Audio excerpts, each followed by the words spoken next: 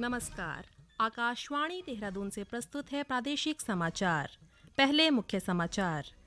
केंद्रीय मंत्रिमंडल ने खरीफ सीजन के लिए 1,08,000 करोड़ रुपए की उर्वरक सब्सिडी को मंजूरी दी। मुख्यमंत्री पुष्कर सिंह धामी ने हरिद्वार में प्रधानमंत्री आवास योजना के तहत बनाए गए 528 आवासों का लोकार्पण और ऋषिकेश में पंजीकरण कार्यालय के साथ ही ट्रांजिट कैंप का लोकार्पण किया। राष्ट्रीय अन्वेषण अभिकरण ने नार्को आतंक गैंगस्टर की 60 कांड से संबंधित मामलों में उत्तराखंड सहित 6 राज्यों के 100 से अधिक स्थानों पर छापे मारे। और शिक्षा मंत्री डॉक्टर धन सिंह रावत ने कहा कि शिक्षकों को विभागीय संपर्क अधिकारी की ड्यूटी सहित अन्य कार्यों से मुक्त किया जाएगा। समाचारों के साथ मैं डिम्पल सानन। अब समाचार विस्तार से। केंद्रीय मंत्रिमंडल ने खरीफ सीजन में यूरिया के लिए 70,000 करोड़ रुपए और डायमोनियम फॉस्फेट डीएपी के लिए 38,000 करोड़ रुपए सहित कुल 1,08,000 करोड़ रुपए की उर्वरक सब्सिडी को मंजूरी दी है।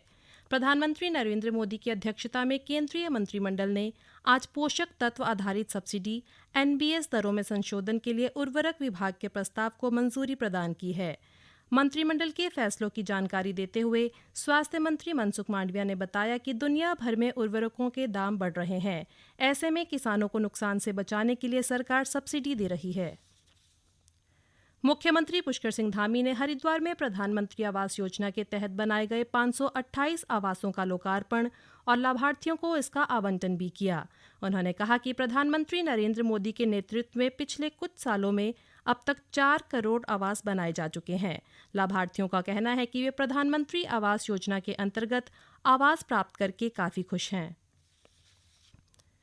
मुख्यमंत्री पुष्कर सिंह धामी ने आज ऋषिकेश में लगभग 22 करोड़ 25 लाख रुपए की लागत से चारधाम यात्रियों के लिए बने पंजीकरण कार्यालय के साथ ही ट्रांजिट कैंप का लोकार्पण किया। इस अवसर पर उन्होंने कहा कि चारधाम यात्रियों की सुविधा के दृष्टिगत किए जा रहे सभी कार्यों का निरीक्षण किया। श्री धामी ने अधिकारियों को यात्रियों की सुविधा के दृष्टिगत सभी व्यवस्थाएं बेहतर करने के निर्देश दिए हैं। आकाशवाणी की महानिदेशक डॉक्टर वसुधा गुप्ता ने आज आकाशवाणी देहरादून केंद्र का दौरा कर अधिकारियों के साथ विभिन्न विषयों पर चर्चा की। उन्होंने अधिकारियों को गढ़वाली और कुमाऊनी बोली में 10-10 मिनट के बुलेटिन शुरू करने को कहा। साथ ही डॉक्टर गुप्ता ने क्षेत्रीय समाचार एकांश के 1:05 पर प्रसारित होने वाली एफएम हेडलाइंस को बढ़ाकर 10 मिनट का बुलेटिन करने का सुझाव दिया। वहीं सूचना और प्रसारण मंत्रालय के वरिष्ठ आर्थिक सलाहकार रविंद्र कुमार जीना ने आज आकाशवाणी और दूरदर्शन देहरादून केंद्र का निरीक्षण किया। निरीक्षण के दौरान उन्होंने स्वच्छता को लेकर आवश्यक दिशा निर्देश दिए। खेल मंत्री रेखा आर्य ने कहा है कि राज्य सरकार यमुनोत्री धाम में शौचालय, पेयजल, बिजली और अन्य मूलभूत सुविधाओं को जल्द पूरा करने के लिए कृत संकल्पित है। श्रीमती आर्या ने आज यमुनोत्री धाम में पत्रकारों से बातचीत में कहा कि श्रद्धालुओं में यात्रा को लेकर भारी उत्साह है।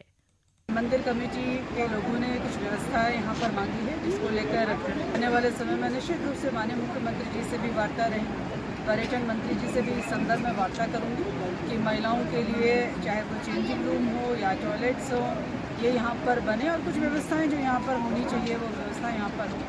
लेकिन इन सब परिस्थितियों के बावजूद भी यह गौर करने वाली बात है कि यात्रा निर्बाध तरीके से चल रही है। लोग स्वयं अनुशासन में अनुशासित होते हुए बाकायदा यात्रा कर रहे हैं। प्रदेश में चारधाम यात्रा सुचारू रूप से चल रही है। अब तक 3.5 लाख से अधिक यात्री गंगोत्री और यमुनोत्री धाम के दर्शन कर चुके हैं। उत्तरकाशी के जिला आपदा प्रबंधन अधिकारी देवेंद्र पटवाल ने बताया कि पिछले कुछ दिनों से गंगोत्री और यमुनोत्री धाम में 9,000 से अधिक श्रद्धालु रोजाना दर्शन के लिए पहुंच रहे हैं।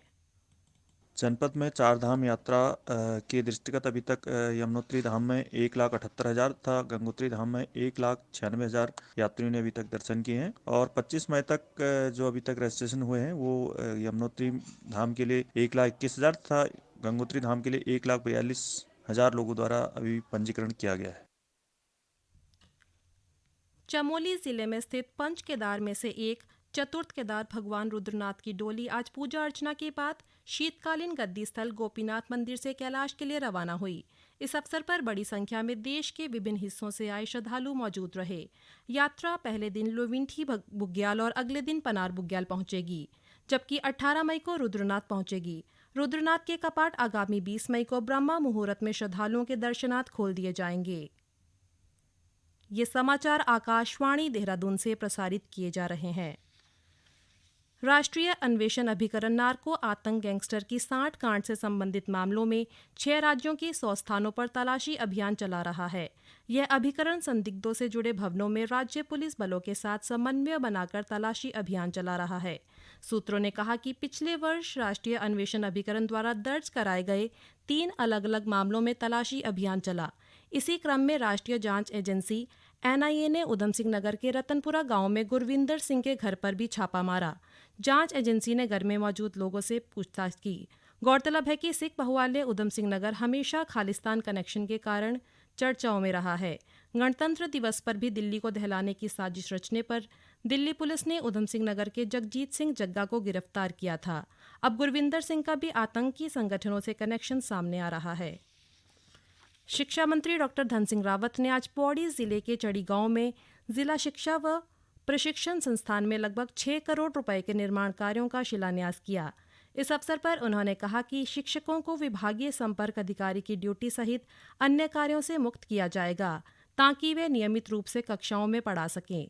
डॉक्टर रावत ने कहा कि BRC और CRC में आउटसोर्सिंग से नियुक्ति की जाएगी।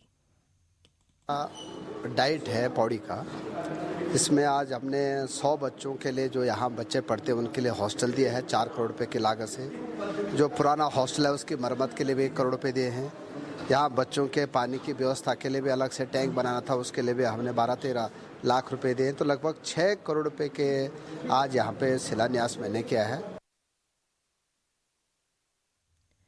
चंपावत जिले के गुरुद्वारा रीठा साहब में सालाना जोड़ मेला 1 जून से 3 जून तक चलेगा। मेले की तैयारियों को लेकर जिलाधिकारी नरेंद्र भंडारी ने आज संबंधित अधिकारियों को आवश्यक दिशा निर्देश दिए हैं। उन्होंने यात्रियों की सुविधा के लिए बिजली, पानी, यातायात, चिकित्सा और अन्य मूलभूत सुविधाओं को समय से पूरा करने को कहा।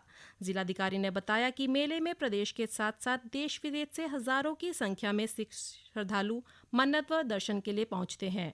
उन्होंने कहा कि श्रद्धालुओं की सुविधा के लिए गुरुद्वारा रीठा साहिब में स्थायी हेलीपैड के निर्माण की योजना भी बनाई जा रही है। 1 जून से हमारा जोड़ मेला शुरू होना है, तो उसमें जो यहाँ के प्रबंधक बाबा जी हैं उनके साथ और सभी स्टेक होल्डर, सभी विभागों के साथ बैठक की गई और इसमें जो सारी व्यवस्थाएं पार्किंग को लेके, पेयजल, शौचालय और जो हमारी हेल्थ मेन एम्बुलेंस यहाँ पर इन डॉक्टर्स की पोस्टिंग होनी है, सड़क और जो हमारे जल पुलिस है, ऐसे ही पूरे रोड सेफ्टी, तो ये सारे जो यहाँ पे बैठक की गई। तो इसमें जो यहाँ पे जो हमारी पब्लिक आती है दूर दूर से, दिल्ली, पंजाब, पूरे नॉर्थ इंडिया से पब्लिक आती है और इंटरनेशनल टूरिस्ट भी आते हैं। अल्मोड़ा जिले के उदय शंकर नाट्य अकादमी में श्री अन्न मेले का आयोजन किया गया। सांसद अजय टम्टा ने मेले का शुभारंभ किया। इस अवसर पर उन्होंने कहा कि देश के विभिन्न प्रांतों में मौसम चक्र के अनुसार मोटा अनाज उत्पादित होता है। उनके महत्व को बनाए रखने के लिए केंद्र सरकार के खाद्य मंत्रालय और भारतीय वाणिज्य एवं उद्योग मंडल द्वारा मोटे अनाज पर आधारित कार्यक्रम श्री अन्न मेला आयोजित कर सराहनीय कार्य किया है। उन्होंने कहा कि मंत्रालय ने अल्मोड़ा जिले में देश का पहला श्री अन्न मेला आयोजित किया है। उन्होंने कहा कि मोटे अनाज को बढ़ावा देकर हमारी परंपरागत कृषि की उत्पादकता बढ़ेगी और किसानों को इसका लाभ मिलेगा। अलग अलग प्रांतों के अंदर, अलग अलग क्षेत्रों के अंदर, चाहे वो अलग अलग प्रकार के क्लाइमेट में उत्पादित होते हैं, उनकी महत्ता को बढ़ाने के लिए भारत सरकार के खाद्य मंत्रालय और मैं विशेष रूप से एसोचैम को बहुत बधाई देता हूँ कि उन्होंने मेरे उत्तराखंड में और वो भी इस ऐतिहासिक नगरी कुमाऊं की राजधानी अल्मोड़ा में इस कार्यक्रम को करने का लक्ष्य लिया और सभी किसानों को और समाज को इस प्रकार की प्रदर्शनी दिखा करके एक बहुत बड़ा अवेयरनेस का काम है। टिहरी जिले के नरेंद्रनगर में आगामी 25 से 27 मई तक G20 सम्मेलन का आयोजन किया जाएगा। सम्मेलन की तैयारियां जोरों पर हैं। आज टिहरी के जिलाधिकारी डॉक्टर सौरभ केहरवार ने क्षेत्र का निरीक्षण कर अधिकारियों को आवश्यक निर्देश दिए। मुख्य विकास अधिकारी मनीष कुमार ने बताया कि G20 की सभी तैयारियां लगभग पूरी कर ली गई हैं। शेष कार्यों को भी जल्द पूरा कर लिया जाएगा। प्रदेश के सभी राजकीय अस्पतालों और मेडिकल कॉलेजों में पंजीकरण से लेकर विभिन्न स्वास्थ्य जांचों की दरें एक समान होंगी।